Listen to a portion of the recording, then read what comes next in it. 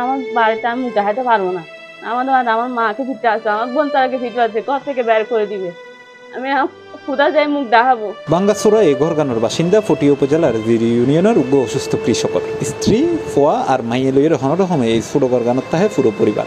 আর তার পরিবারের আর্থিক অসচ্ছলতা ও দুর্বলতার সুযোগ লই তার এক কন্যার জোরপূর্বক দর্শনের অভিযোগটি তার ওই প্রতিবেশী খলিল সদাগর বাড়ির মোহাম্মদ জামালের ফোয়া আরফাত প্রকাশ রাকিবের বিরুদ্ধে।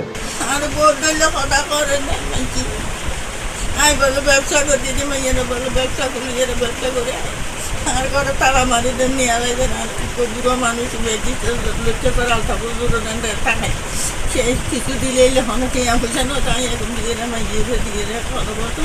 ভিকটিম এবং ভিকটিমুর পরিবারের নিরাপত্তার স্বার্থে আরা দর্শন অন্যে ওই নারী এবং তার পরিবারের হনিকের পরিচয় ন জানায়। তবে তারার পরে হতা হয়ে জানিক ফেজি গত জুনের 1 তারিখ ওই মেফাগুরে অভিযুক্ত দর্শক আরাফাত বিয়ে গরিবের প্রস্তাব দেয় এবং প্রেমের সম্পর্ক গড়ি তোলে। প্রেমের প্রস্তাবর 5 দিনের মাথাত জুনের 5 তারিখ বিকাল 5:30 তারিখকে ওই মেফাগুরে আরাফাত ফোন করি তার বাড়ির ডাকযোগ্য ফৈর ফারুক ডাকি লই যায়। যেটা দীর্ঘক্ষণ প্রেমের আলাপ গরিবের পর ওই মেফাগুরে দর্শনের প্রস্তাব দিলি তেই রাজি নইলে তারা জোরপূর্বক দস্তাদস্তি করি ঢাকতি জঙ্গলত লই যায়। তার ইচ্ছার বিরুদ্ধে একাধিকবার দর্শন করে। পরে ওই মেফাগুর চিৎকারে আশেপাশের মানুষজন আগে এলে দর্শক আরাফাত তাই যায় কি না হার তোর কিছু হতো না হারে এটা জঙ্গল ভিতরে আর অশান্তি লাগে আর ব্যায়াম আছে আর তোর ব্যায়াম হয়তো আয় দুজন হয়তো আনতাম হয়তো তুই আর বোনো না তেল হয়ে গেলে হয়তো আর খসম হয় হয়তো তোর বিয়ে করবো তোর হয়তো আজ বিয়ে না করে হারিয়ে বিয়ে করবো হয়তো আর ঘর বাড়ি করে এটা যেটা হয়তো আর বাড়া করলো যে হয়তো এটা হয়তো তুলে দিতে হয়তো হয়তো তুই নুন দিয়ে হয়তো তুই নুন দিয়ে আয় নুন দিয়ে হাই তুই নুন দিয়ে হাঁ করবো তাহাতে ঠিক আছে তুই নুন দিয়ে হাইলে তুই আয় নুন দিয়ে হাই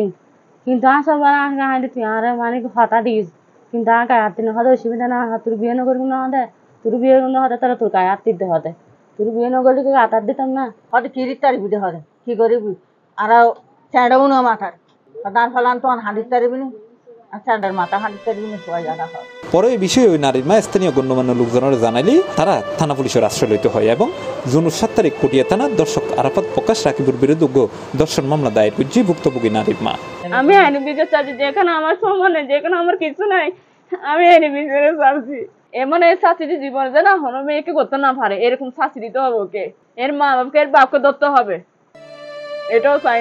তবে 5 দিন পার হয়ে গেল এখনো আটক নয় অভিযুক্ত ধর্ষক আরাফাত।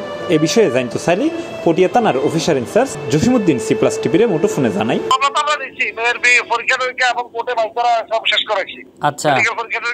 আসামি গ্রেপ্তারের চেষ্টা আছে। মেয়ের ডিএনএ প্রোফাইল স্যাম্পল রাখা হয়েছে আর হয়তো ছেলের ধরলে বাকিটা আমরা পেয়ে যাবো। C+ TV, Chittagong.